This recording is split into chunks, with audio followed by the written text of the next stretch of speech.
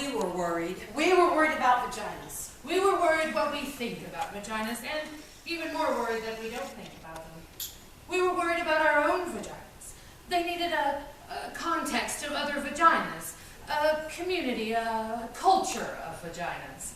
There's so much darkness and secrecy surrounding them, like the Bermuda Triangle, and no one ever reports back from there. I mean, in the first place, it's not so easy to even find your vagina. Women go weeks, months, sometimes years without looking at it.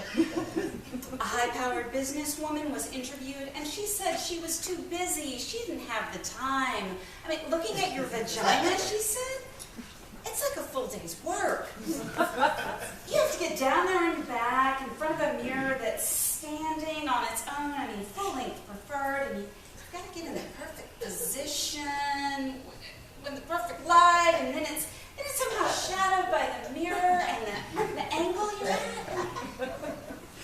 You're all twisted up. You're arching your head, and you're killing your back, and, you're exhausted by then. She said she didn't have time for that. She was busy. So, there were vagina interviews, which became vagina monologues. Over 200 women were interviewed.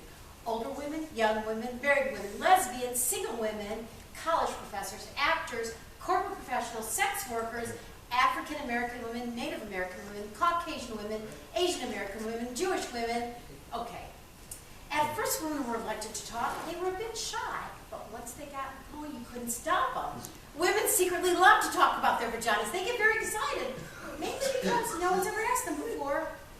Let's just start with the word. Vagina. Vagina. Vagina.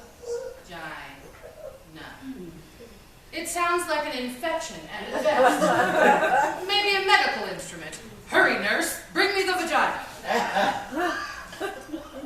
It doesn't matter how many times you say it. It never sounds like a word you want to say. It is a completely ridiculous, unsexy word. If you try to use it during sex, trying to be politically correct, darling, could you stroke my vagina? You kill the act right there. We were worried about vaginas, what we call them and what we don't call them. In Great Neck, New York, they call it a pussycat. One woman said her mother used to tell her, don't wear panties on your pajamas, dear. You need to air out your pussycat. In Westchester, they call it a pookie. In New Jersey, a twat.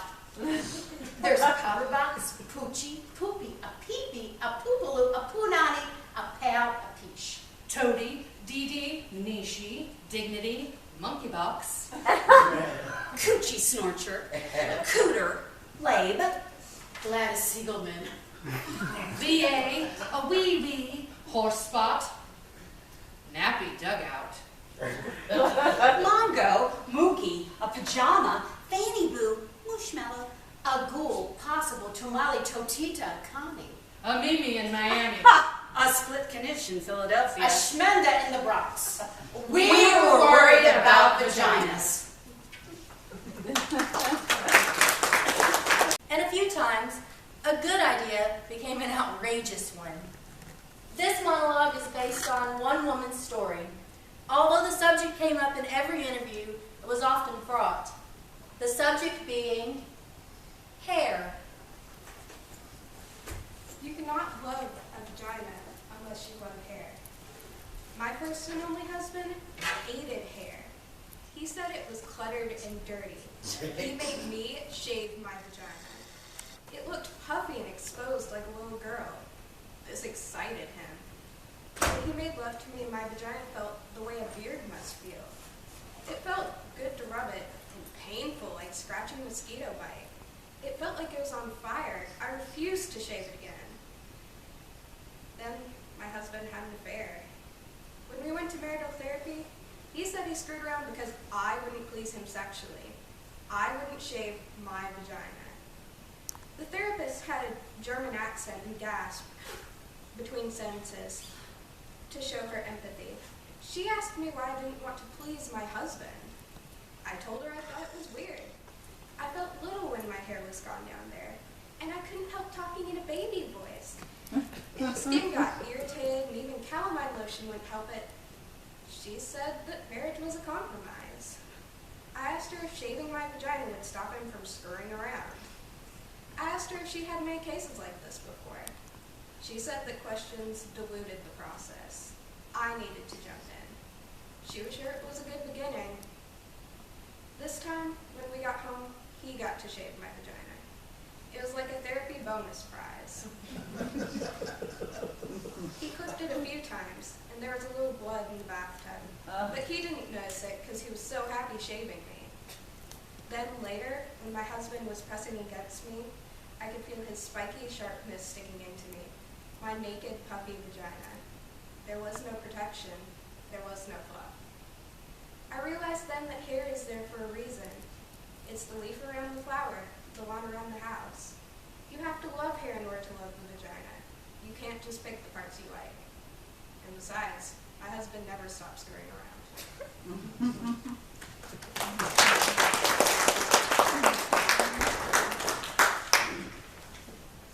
All of the women were asked the following questions. If your vagina got dressed, what would it wear? Glasses, a beret, leather jacket, silk stockings, a feather boa.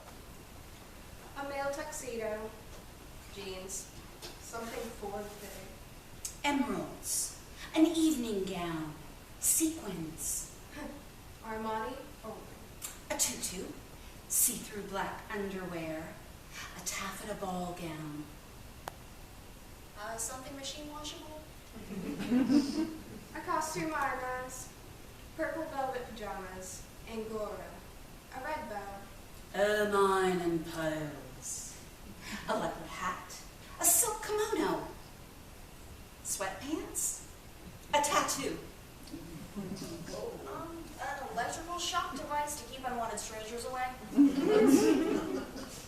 High heels, lace, and combat boots. Purple feathers, twigs and shells, cotton, A pinafore, A bikini. a slicker. If your vagina could talk, what would it say? 2 words. Slow down. Is that you? Feed me. I want. Yum, yum. Oh yeah. start again. No, over there. Lick me. Stay home. Brave choice. Think again. More, please. Embrace me. Let's play. Don't stop. More, more. Remember me? Come inside. Not yet. Whoa, mama. Yes, yes. Rock me. Enter at your own risk. Oh, God. Thank God. I'm here. Let's go, let's go. Find me. Thank you. Bonjour. Too hard. Don't give up. Where's Brian? Oh, that's better. Yes, there. There!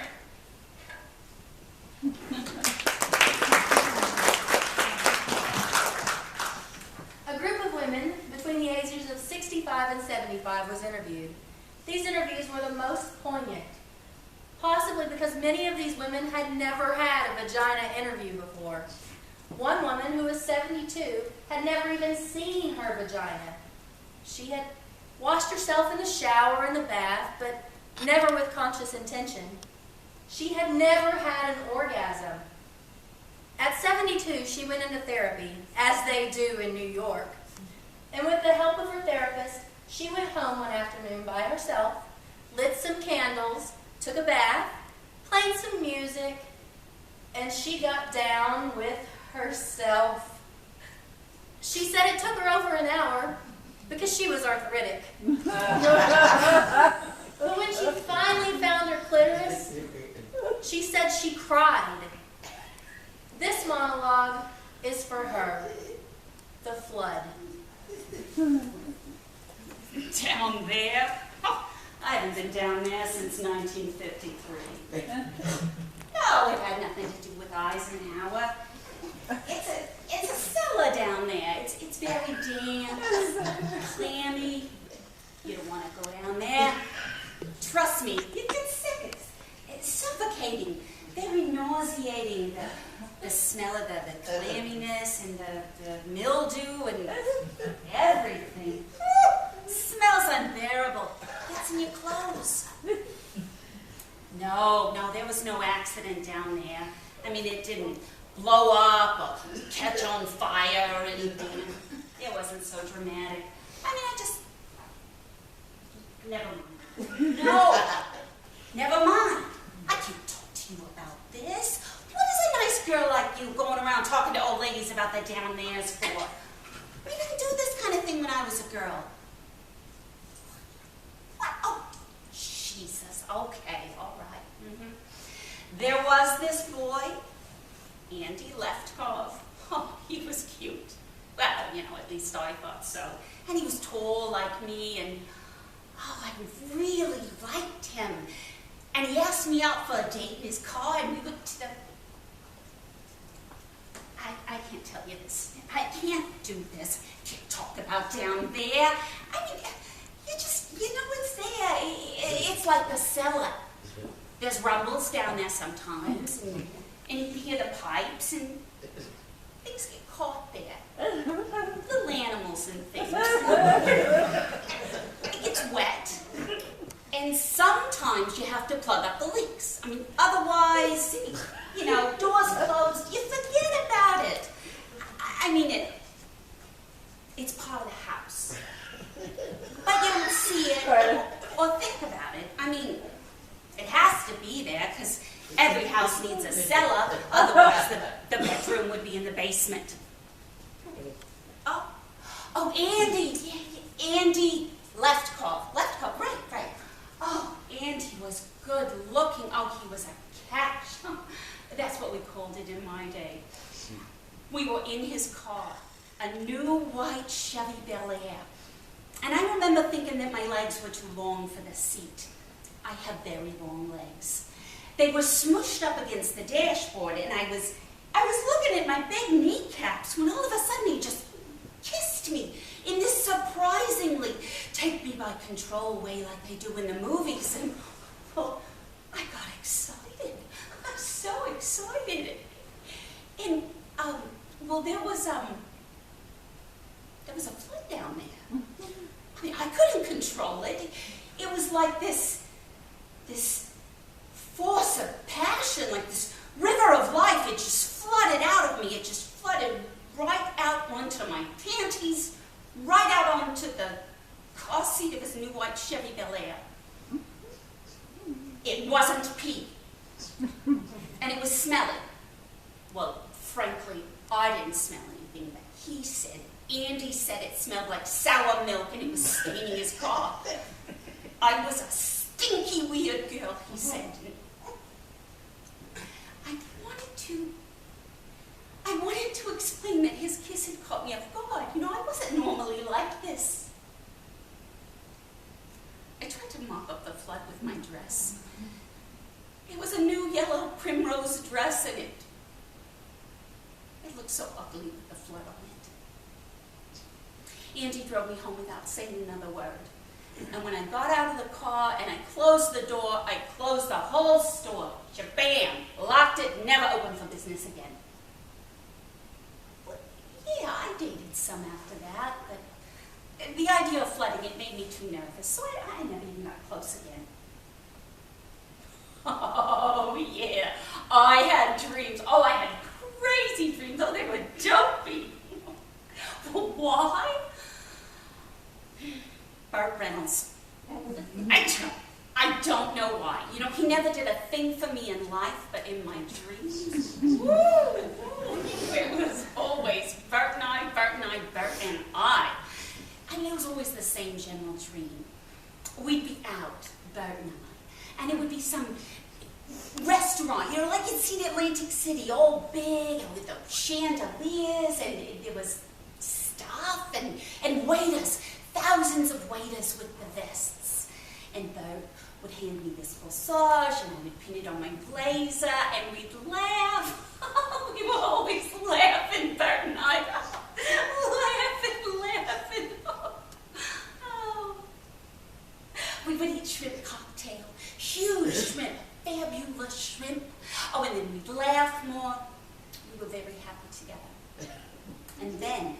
Bert would look me in the eye and pull me to him right in the middle of the restaurant. And just as he was about to kiss me, the entire restaurant would start to shake and pigeons would fly out from under the table. I did not know what those pigeons were doing there. And then the flow would come straight from down there. It would pour out of me. It would pour, and there would be fish in it, and little boats, and the whole restaurant would fill up with my flood. And there would be Bert, standing waist deep in it, looking horribly disappointed in me that I had done it again. He was horrified as he watched his friends, Dean, Martin, and the like, swim past us in their tuxedos and their evening gowns. I don't have those dreams anymore.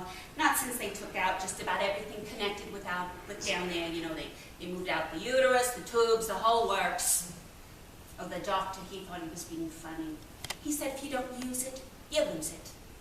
But really, I found out it was cancer. Everything had to go. Who needs it anyway? It was highly overrated. I've done other things. I love the dog shows. I sell antiques. What would it wear? What kind of a question is that? What would it wear? It would wear a big sign closed due to flooding. What would it say? I told you, it is not like that. It's not like a person who speaks. It stopped being a thing that talked a long time ago. It's a place. It's a place you don't go. It's closed up under the house down there. You happy? You got me to talk. You got it out of me. You got an old lady to talk about it down there. You feel better now? Actually, you're the first person that I ever told about this. And I feel a little bit better.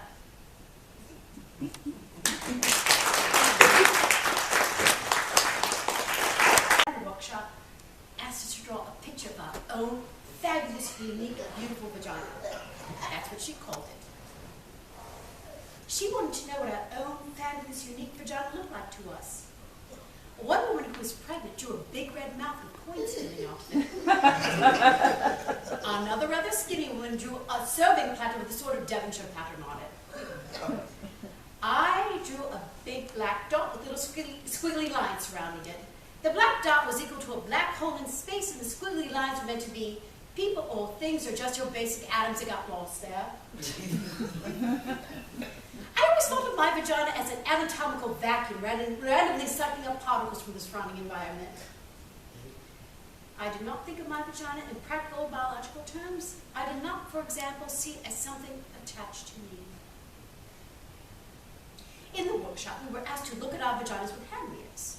And then after careful examination, we were to verbally report back to the group what we saw. I must tell you, up until this point, everything I knew about my vagina was either invention or hearsay. I'd never really seen the thing. It never occurred to me to look. My vagina existed for me on some abstract plane. It seemed so reductive and awkward as we were on our shiny blue mats with our hand mirrors, looking at it. It reminded me of how the astronauts must have felt with their primitive telescopes. I found it quite unsettling at first, my vagina. Like the first time you cut open a fish, and you discover this whole other bloody complex world right underneath the skin. It was so raw, so red, so fresh. And what amazed me the most were all the layers. Layers upon layers opening up into more layers. My vagina amazed me. I couldn't speak when it came my turn in the workshop. I was speechless. I had awakened to what the woman who ran the workshop called vaginal wonder. I wanted to lay there forever on my mat, my legs spread, examining my vagina forever. It was better than the Grand Canyon, ancient and full of grace. It had the innocence and freshness of a proper English garden. And it was funny, very funny. It made me laugh. It could hide and seek and open and close. Then the woman who ran the workshop asked how many women in the workshop had had orgasms. 2 women tentatively raised their hands. I did not raise my hand, although I had had orgasms. I did not raise my hand because they were accidental orgasms. They happened to me. They happened in my sleep. I would awaken in splendor. They happened in the water a lot, mostly in the bath, once in Cape Cod. They happened on horses, on bicycles, on the treadmill at the gym. I did not raise my hand because although I had had orgasms, I did not know how to make one happen. It felt wrong getting involved. It felt contrived, manipulative. It felt Hollywood. The surprise would be gone, and the mystery. The problem was the surprise had been gone for 2 years, and that's why I was in the workshop. I was frantic. Then the moment arrived that I both dreaded and longed for.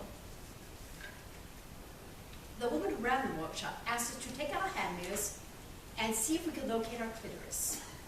We were there, the group of us women, on our backs, on our mats, searching for our spots, our locus, our reason, and I don't know why, but I began to cry. Maybe it was the sheer embarrassment. Maybe it was knowing that I had to give up the fantasy, the enormous, life-consuming fantasy that someone is going to come and do this for me. The fantasy that someone's going to lead my life to choose the direction to orgasms. I could feel the panic coming. The simultaneous terror and realization that I had avoided finding my clitoris, had rationalized it as something mainstream in consumers because I was in fact afraid that I did not have a clitoris. That I was one of those constitutionally incapables, one of those shut down, frigid, dried up, apricot tasting, bitter. Oh my God. I lay there with my mirror, searching for my spot with my fingers. And all I could think of was the time I was 10 and lost my golden emerald ring in a lake. How I kept diving over and over again to the bottom of the lake, searching for it, feeling stones and fish and bottle caps and slimy stuff, but never my ring. The panic I felt.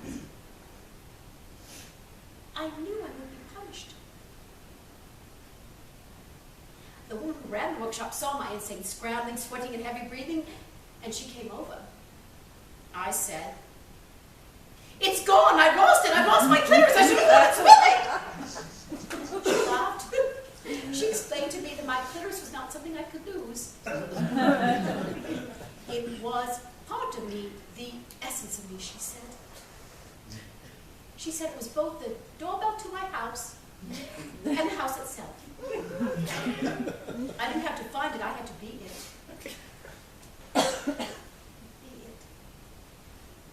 Be my clitoris.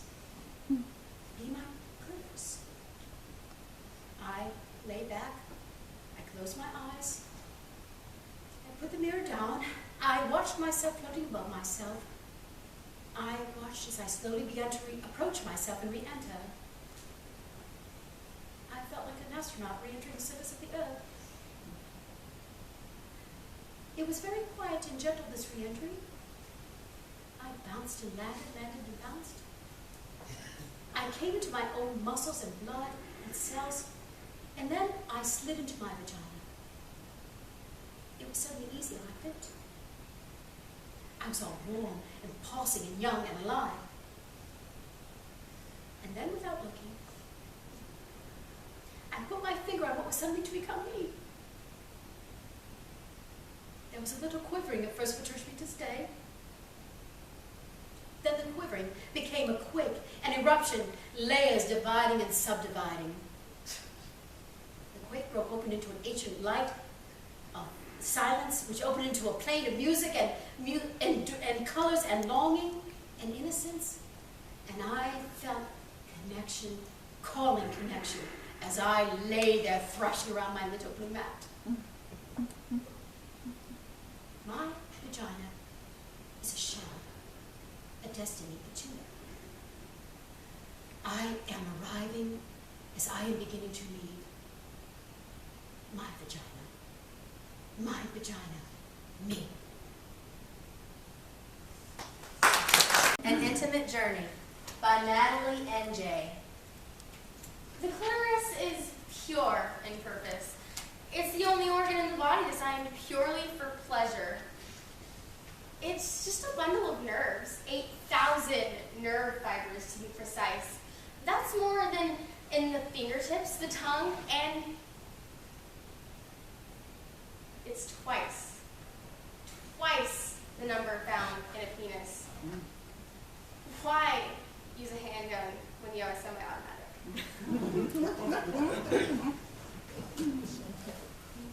This monologue was based on an interview with a woman who had a good experience with a man because he liked to look at it.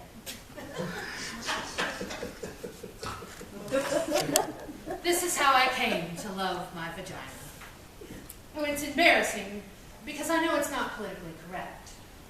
I know it should have happened in the bath with salt rains from the Dead Sea, Enya playing and me loving my woman self. Well, I know the story. Vaginas are beautiful.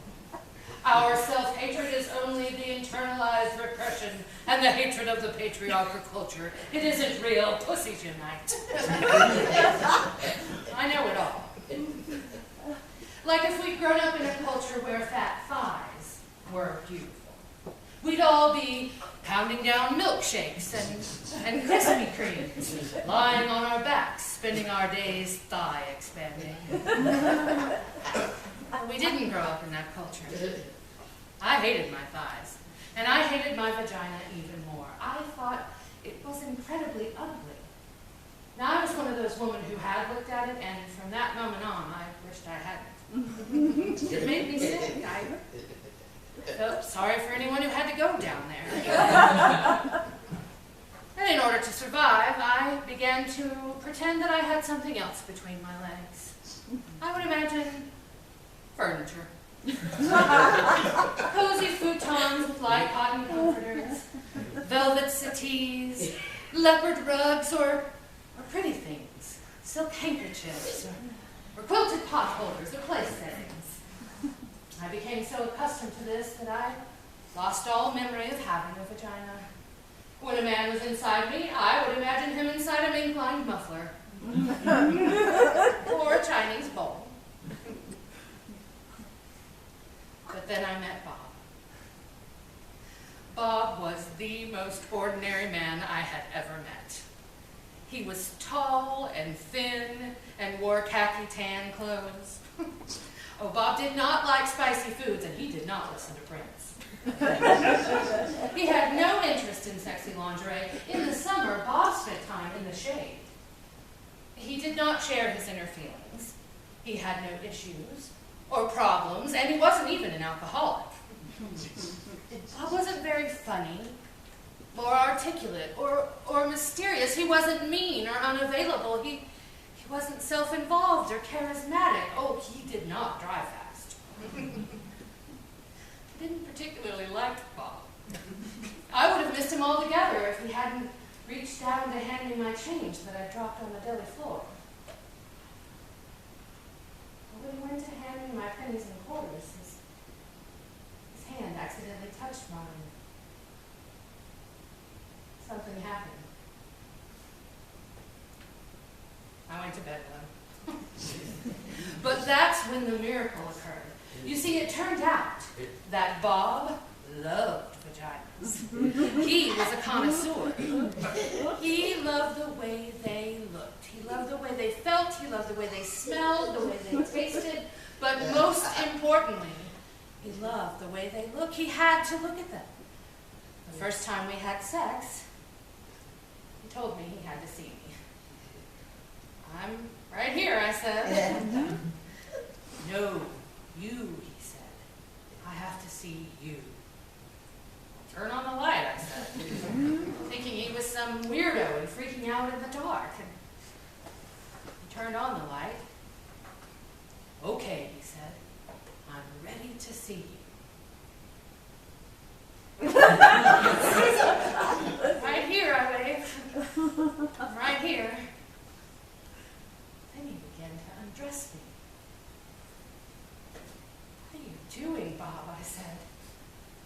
need to see you, he replied. No need, I said. Just do it. Need to see what you look like, he said. Oh, but you've seen a red leather couch before. Bob continued. He would not stop. I wanted to throw up and die. This is awfully intimate, I said. Can't you just do it? No, he said. It's who you are. I need to look. So, I held my breath, and he looked. And looked. And he got breathy and his face changed. Bob wasn't ordinary anymore. He looked like a hungry beast. You're so beautiful, I said. You are elegant and deep and innocent and wild. You saw that there, I said? It was like he read my palm. I saw that, he said. That and more. Much, much more. He stayed looking for almost an hour, as if he were looking at the moon, studying a map, staring into my eyes, but it was my vagina. I watched him there in the light looking at me, and he was so genuinely excited, so peaceful and euphoric that I began to get wet and turned on. I began to see myself the way he saw me. I began to feel beautiful and delicious, like a great painting or a waterfall. And Bob wasn't afraid. He wasn't grossed out. And I began to swell, began to feel proud, began to love my vagina. And Bob, he lost himself there. And I was there with him. In my vagina. And we were gone. Not so happy fact. Found in UNICEF's 2013 report, Female Genital Mutilation and Cutting, a Statistical Exploration. Female genital mutilation has been inflicted on approximately 125 million girls and young women, and 30 million girls are at risk of being cut within the next decade. 29 countries where it's practiced, mostly in Africa.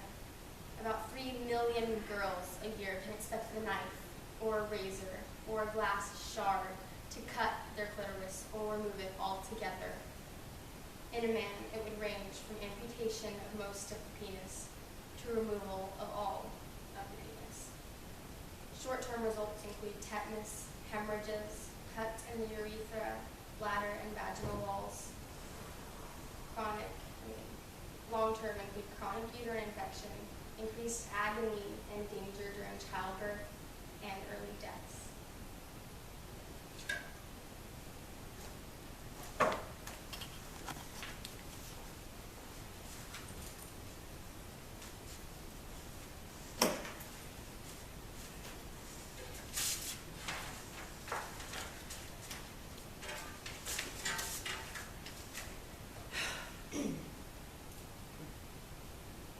My vagina is angry.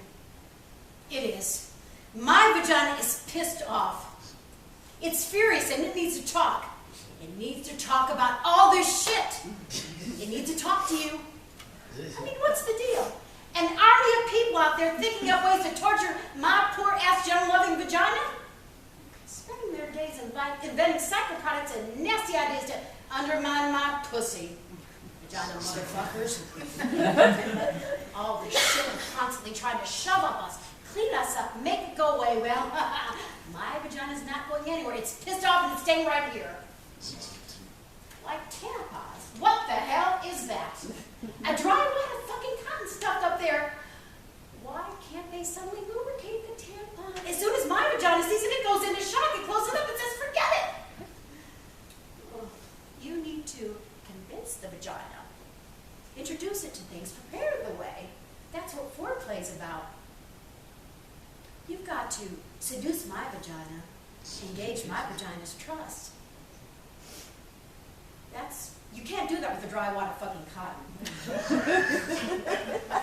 Stop shoving things up and stop shoving, stop trying to clean it up. My vagina does not need to be cleaned up, it smells good already.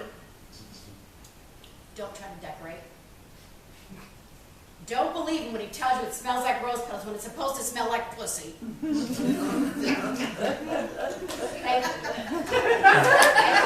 mean, what?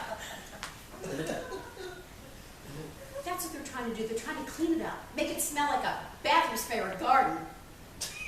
All those douche sprays, floral, berry, rain. I don't want my pussy smelling like rain. Like wash the fish after you cooked it. I like the taste of fish. That's why I ordered it. And then there's those exams. Don't you hate that? Who thought those up? Why the scary paper dress that scratches your tits and crunches like a wad of paper that somebody threw away? Why the rubber gloves? Why the flashlight all up there like Nancy Drew working against gravity? Why the Nazi steel strips? Why the mean cold duck lips they shove inside? My vagina gets angry about those visits. It gets defended weeks in advance and it won't go out of the house. Then you get there. Don't you hate that? Scoot down. Now relax your vagina. What? You can shove mean cold duck lips inside? I don't think so. Why can't they find some nice, delicious purple velvet to wrap me in? You know, lay me down in a cotton feathery spread. Put on some nice, friendly pink or blue gloves on. Rest my feet in some fur-covered stirrups. Warm up the duck lips. Work with my vagina, please. No, more tortures. Dry wad of fucking cotton. Mean cold duck lips and thong underwear. Who thought that? Thong underwear. Moves around all the time and gets stuck in the back of your crusty butt. Vagina's supposed to be loose and wide, not held together. That's why girdles are so bad. We need to move and talk and spread and talk. Vaginas need comfort. Make something like that, something to give them pleasure. No, they would never do that. They hate to see a woman having pleasure, especially sexual pleasure. I mean, make a nice pair of cotton underwear with a French tickler built in. Women would be coming all day, coming to the supermarkets, coming on subways, coming happy vaginas. They would be able to stand that, seeing all those energized, not taking shit, hot, happy vaginas. If my vagina could talk about itself like me, it would talk about other vaginas. It would do vagina impressions. It would wear Harry Winston diamonds, no clothing, just all their draped in diamonds. My vagina helped release a giant baby. It thought it would be doing more of that. It's not. Now it wants to travel, but it doesn't want a lot of company. It wants to read and know things and get out more. It wants sex. It loves sex. It wants to go deeper. It's hungry for depth.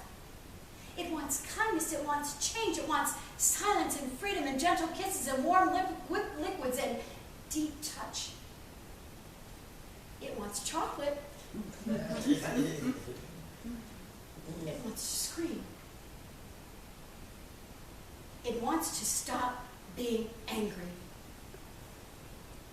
It wants to come. It wants to want. It wants. My vagina? My vagina? It wants everything. Yugoslavia, and refugee camps and centers. 20 to 70,000 women were raped in the middle of Europe as a systematic tactic of war. It was shocking to see how little people did to stop it. But then again, here in the United States, each year, about 200,000 women are raped, which is another kind of war. This monologue is based on one woman's story. We do it tonight for that woman and for the extraordinary women of Bosnia and Kosovo. My vagina was my village.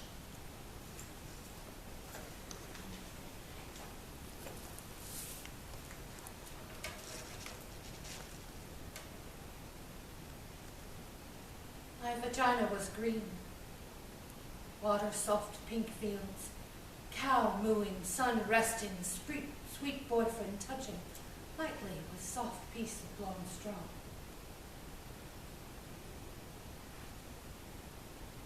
There is something between my legs. I do not know what it is. I do not know where it is. I do not touch. Not now. Not anymore. Not since. My vagina was chatty. Can't wait. So much saying, words, talking, can't quit trying, can't quit saying, oh yes, oh yes. But not since I dreamed. There's a dead animal sewn in down there. Thick, black fishing line. And the dead animal smell, it can't be removed. And its throat is slit. It's bleeding through all of my summer dresses.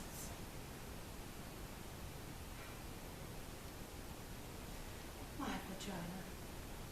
Singing all girl songs, all goat bell ringing songs, all wild autumn field songs, vagina songs, vagina home songs. Not since the soldiers put a long, thick rifle inside me. So cold. The steel rod canceling my heart. And I don't know whether they're going to fire it or to shove it through my spinning brain. 6 of them. Monstrous doctors with black masks, shoving bottles up inside me. And there were sticks.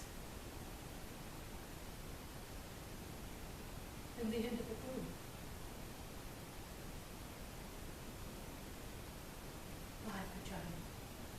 Swimming river water, clean spilling water over sun-baked stones, over stone clit stones over and over. But not since I heard the skin tear and made linen screeching sounds. Not since a piece of my vagina came off in my hand. What part of the lip? Now one side of the lip is completely gone.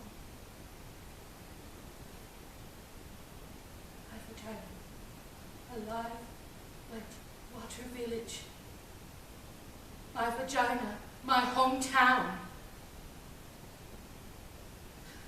But not since they took turns for 7 days, smelling like feces and smoked meat. Left their dirty sperm inside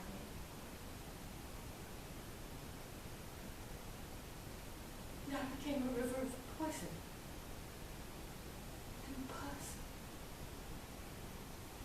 All the crops died. And fish. My vagina. Alive, wet, water village. They invaded it, butchered it, and burned it down.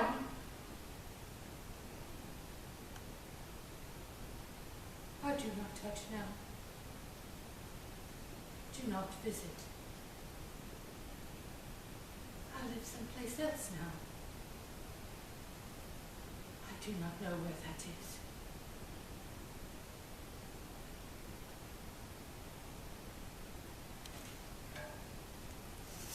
Women, over the course of 13 years, only one woman was not sexually abused as a little girl or raped as a young woman. For most of these women, home is a very scary place, a place they have fled. Shelters are ironically the first places many of them ever find safety, protection, or comfort. This is a woman's story as she told it. What isn't in the story is the fact that this woman met another woman in a shelter, and they fell in love. And through their love, they both got out of the shelter system. The little coochie snorcher that could.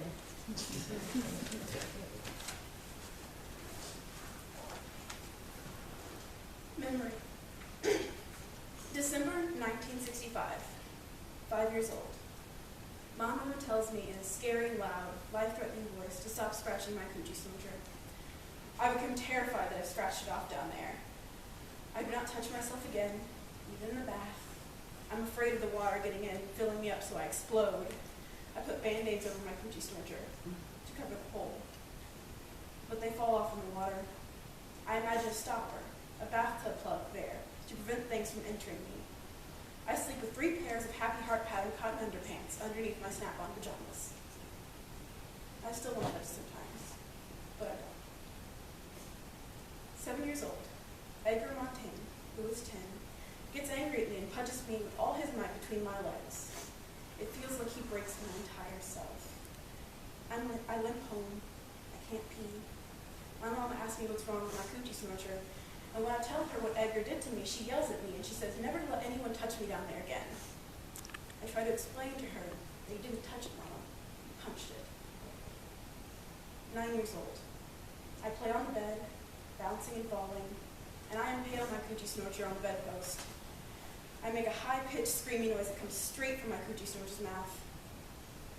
I get taken to the hospital, and they sew it up down there where it's been torn apart. I'm at my father's house, and he's having a party upstairs. Everyone's drinking. I'm playing alone in the basement, and I'm trying on my new cotton white bra and panties that my father's girlfriend gave me.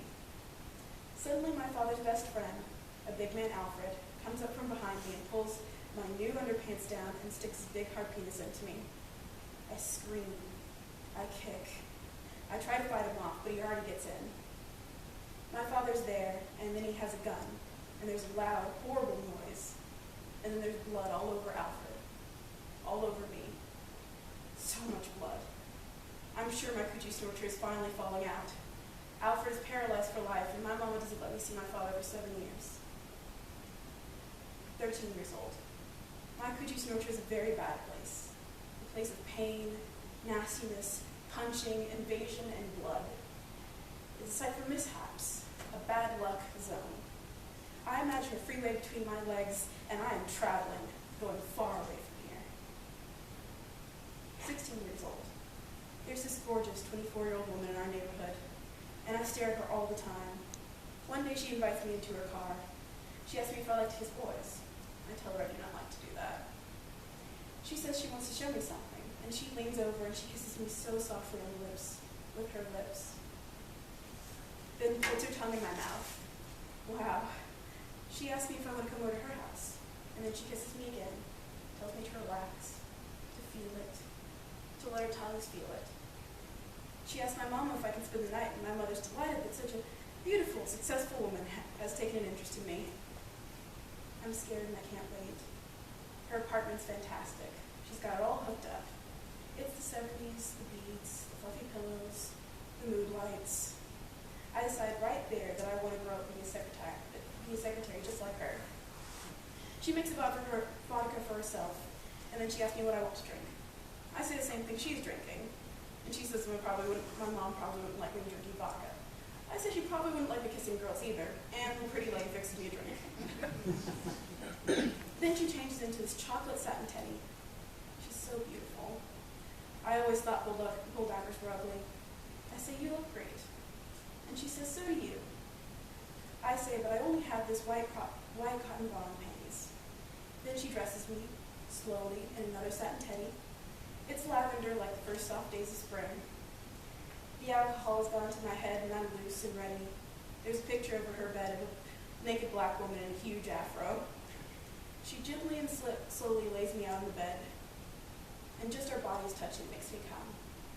Then she does everything to me and my coochie snorcher that I always thought was nasty before. And wow. I'm so hot, so wild. She says, "Your vagina, untouched by man, smells so nice, so so fresh. Wish I could keep it that way. I get crazy and wild, and then the phone rings, and of course it's my mama. I'm sure she knows. She catches me at everything. I'm breathing so heavy and I'm trying to act normal, and when I get on the phone, she asks me, "What's wrong with you? Have you been running?" And I say, "No, Mama, just exercising." Then she tells the beautiful secretary to make sure I'm not around any boys, and she tells her, "Trust me, there are no boys around here." Afterwards, the gorgeous lady teaches me everything about my Gucci signature. She makes me play with myself in front of her, and she teaches me all the different ways to give myself pleasure. She's very thorough. She tells me to always know how to give myself pleasure, so I'll never need to rely on a man. In the morning, I'm worried I'm a butch because I've completely fallen in love with her. She laughs, but I never see her again. I realize that later she was my surprising, unexpected, and politically incorrect salvation. She transformed my sorry-ass coochie snorcher and raised it into a kind of hate. Vagina-friendly cities. Welcome, Little Rock! They're wild for vaginas in Pittsburgh. In fact, a woman from Pittsburgh was so obsessed about a particular word, a pejorative word, used to describe the vagina. Her mission was to reconceive the word, reclaiming cunt.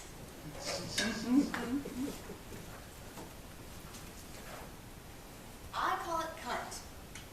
I've reclaimed it. Cunt. I really like it. Cunt. Listen to it. Cunt. Cackle, cackle, clit, cute. Come closed, closed inside. Inside, then you. Then then curvy, inviting sharkskin you. Uniform, under, up, urge,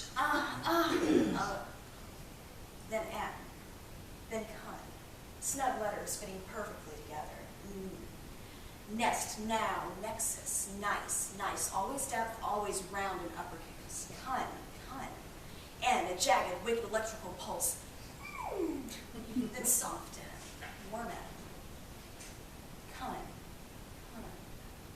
Then T. Then sharp, certain, tangy, T. Texture, take, tent, tight, tantalizing, tensing. Taste, tendrils, time, tactile. Tell me, cunt. Cunt. Say it, cunt. Cunt. I'm sorry. What was that? I can't hear you. Say cunt. Cunt. Cunt.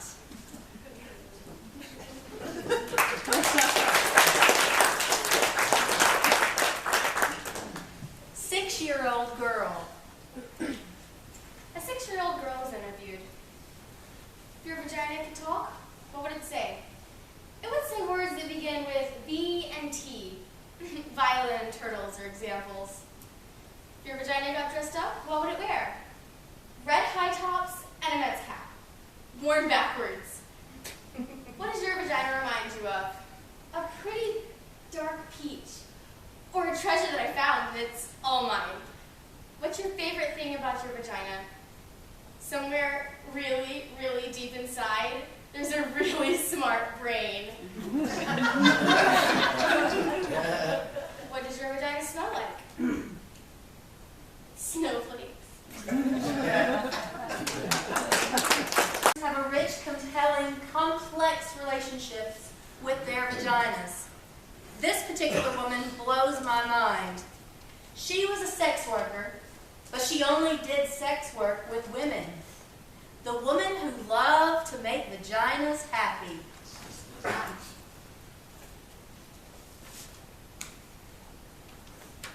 I love vaginas. I love women. I don't see the two as separate things. Women pay me to dominate them, to excite them, to make them come. I didn't start out like this. To the contrary, I was a lawyer. But in my late 30s, I became obsessed with making women happy. It became a mission of sorts. But then I got involved in it. I got very good at it. Kind of brilliant. It was my art. I started getting paid for it. It was as if I had found my calling. I wore outrageous outfits when I dominated women. Lace, silk, leather, and I used props, whips, handcuffs, dildos. There was nothing like this in tax law. There were no props, no excitement, and I hated those blue corporate suits, though they do serve me from time to time in my work. There were no props, no wetness, no dark mysterious foreplay, no erect nipples, no delicious mouths, but mainly there was no moaning. That was it. That was the key. Moaning was the thing that ultimately seduced me and got me addicted to making women happy. When I was a little girl, I would see women in movies making these strange orgasmic moaning noises. I used to laugh. I got strangely hysterical. I couldn't believe that big, outrageous, ungoverned sounds like that came out of women. I longed to moan. I practiced in front of the mirror, on a tape recorder, making moans in various keys and tones.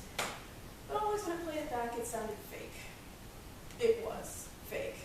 It wasn't rooted in anything sexual, just my desire to be sexual. But then when I was 10, I had peed really badly once. On a car trip, I went on for almost an hour when I finally got to pee in this dirty little gas station. It was so exciting, I moaned. I moaned as I peed. I couldn't believe it. Me moaning at a Texaco gas station in the middle of Louisiana. I realized right then that moans were not connected with getting what you want right away, but with putting things off. I realized moans were best when they caught you off by surprise. They came out of this hidden, mysterious part of you that was speaking its own language. I realized that moans were, in fact, this language. I became a moaner. I made most men anxious. Frankly, it terrified them. I was loud and they couldn't concentrate on what they were doing. They lost focus and then they lose everything. We couldn't make love in people's homes. The walls were too thin. I got a reputation in my building and people started treating me with contempt in the elevator. They thought I was too intense. Some called me insane. I began to feel bad about moaning. I got quiet and polite. I made noise into a pillow. I learned to choke down my moan, hold it back like a sneeze. I began to get headaches and stress-related disorders. I became hopeless when I discovered women. I discovered that most women liked my moaning, loved my moaning. But more importantly, I discovered how deeply excited I got when other women moaned, when I was responsible for their moaning. I made love to quiet women. I found this place inside of them that shocked themselves in their moaning. I made love to moaners who found a deeper, more penetrating moan. It was a kind of surgery, a delicate science, finding the tempo, the exact location or home of the moan. That's what I called it. Sometimes I found it over a woman's jeans. Sometimes I snuck up on it, off the record, quietly disarming the surrounding alarms and moving in. Sometimes I used force, but not the violent, depressing force. More like dominating, I'm going to take you someplace, don't worry, lay back and enjoy the ride kind of force. Sometimes it was simply mundane. I found the moan before things even got started, while we were eating salad or chicken. Just casual, right there with my fingers. Here it is, like that. Real simple. In the kitchen, all mixed up with balsamic vinegar. Sometimes I used props. I loved props. Sometimes I made a woman find her moan in front of me. I waited, stuck it out. She opened herself, and I wasn't fooled by the minor, more obvious moans. No, I pushed her further, all the way into her power moan. There was the clit moan, the vaginal moan, the combo clit vaginal moan. There was the almost moan, the elegant moan, the great slick moan. Oh! The Jewish moan. Oh God, oh no! The African American moan. Oh, shit! The Irish Catholic moan. Forgive me.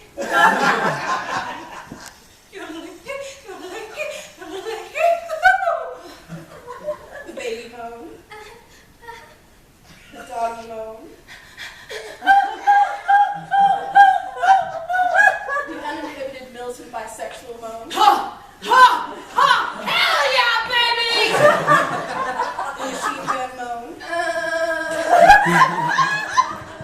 Zen moan. Oh, shut up. The diva moan. The college moan. I should be studying. I should be studying. And finally, the surprise triple orgasm moan.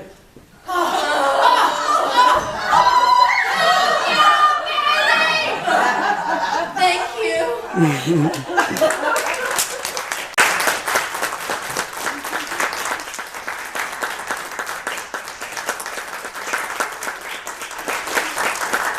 So at this time, we need to put this off for a Q&A. So if you have any questions for these lovely ladies, y'all can ask. Don't be shy. Why did you choose to participate in the dialogue? I saw. Is there going to be any more performances? Are you planning any future performances? If you keep talking, we will. What do you want me to say, love? Just Every day. We would need a space. That would be the thing. We need a space. We've only got the space for 2 nights, right? And then the limit for the year is 3. With the cap on it. Okay, So you I don't didn't get know 3. that. The offer of it puts a cap on how many performances you can do. I guess one organization. For Okay. organizations. Okay. So next year, we'll do it again. It's an annual thing. How long, I'm going to ask a question. How long has UALR been doing this annually? Good question. We did it last year, and I know it was done a few years back when Jenna was president. And I don't know how many years she kept it going. I really have no idea. I had 2 questions. I know Zach, but only allowed one. Just let me know.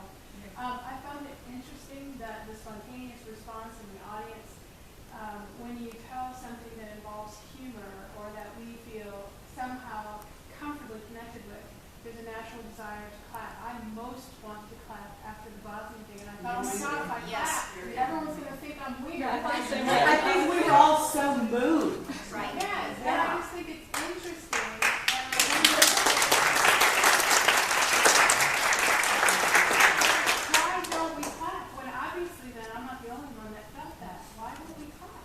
The last audience didn't clap either. No, they hesitated largely. They clap. And then also for the one on the facts of the clitoris, for anything that was serious, or it was just, I thought that was remarkably consistent.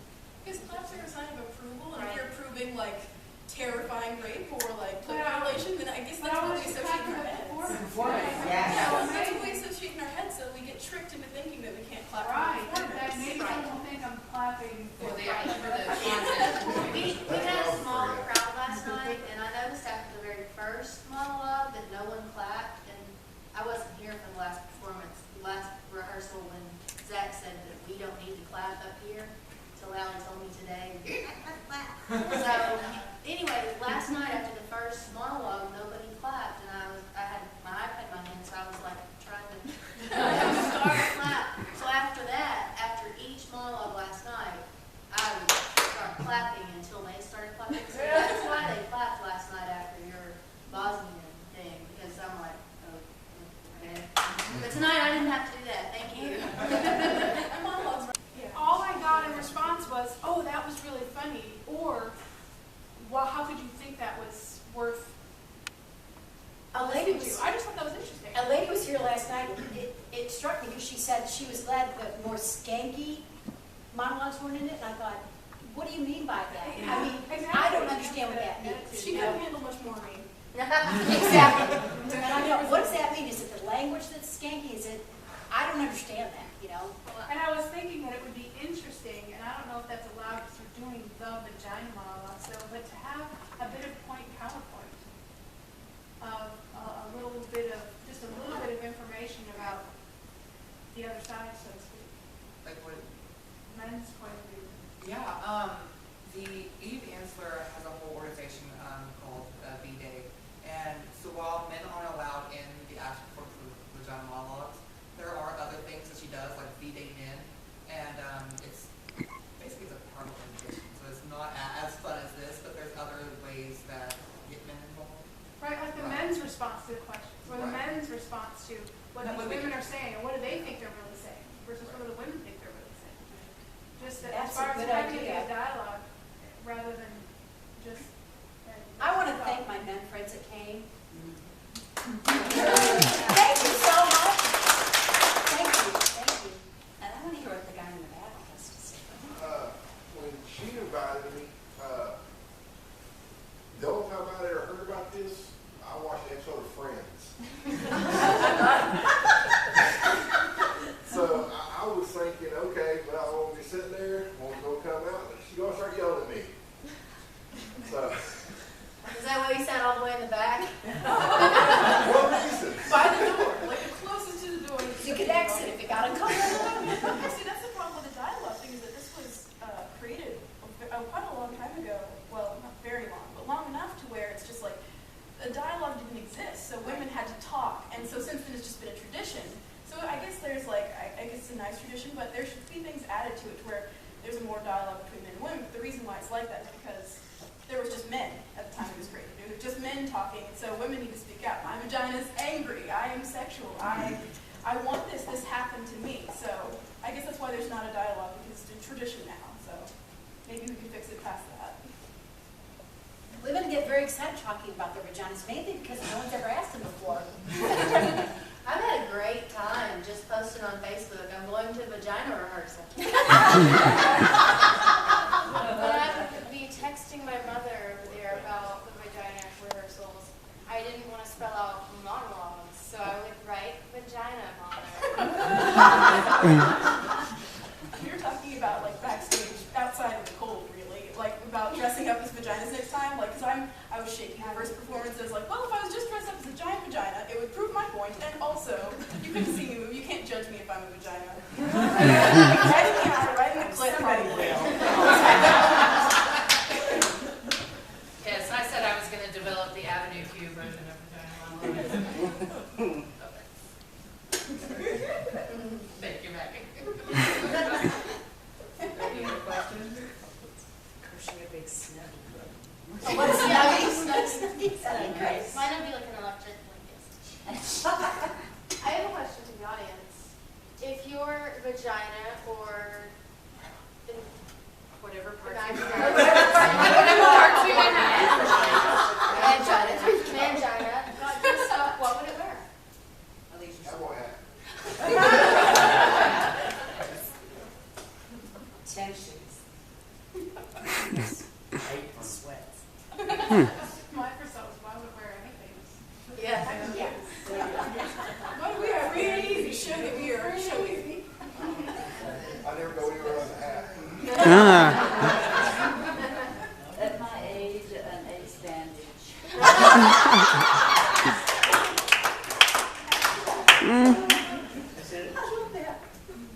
James Bond. Like James Bond. I'd like to get a little welcome mat.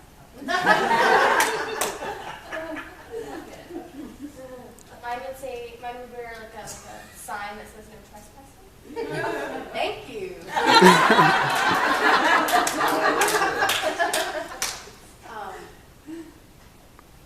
just forgot what I was going to say. Oh, what would your vagina say? Out of water.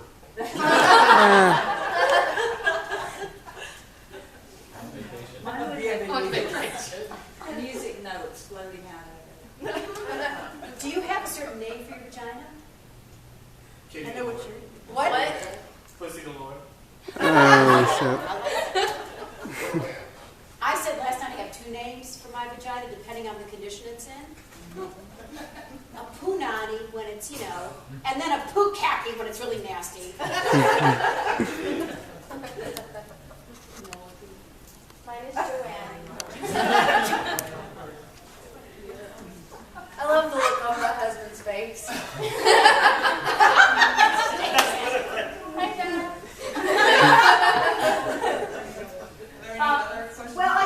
There is something I did want to say. I teach, and I shared with my 10th grade students where I was going to be tonight. They turned several shades of red because, oh, senora said the V word. The thing that I grew up with is there was a girl that I went to school with. She went to another school. And unfortunately, her mother was not a very educated woman. And when her daughter, this woman who was about my age, was born, her mother saw a word and thought, oh, that would be a beautiful name. Okay. She named her daughter Vagina. Yeah. And so needless to say, the girl went through an embarrassing life, and I always told people her name was Gina. And then when she turned 18, she actually went down to the courthouse and had it legally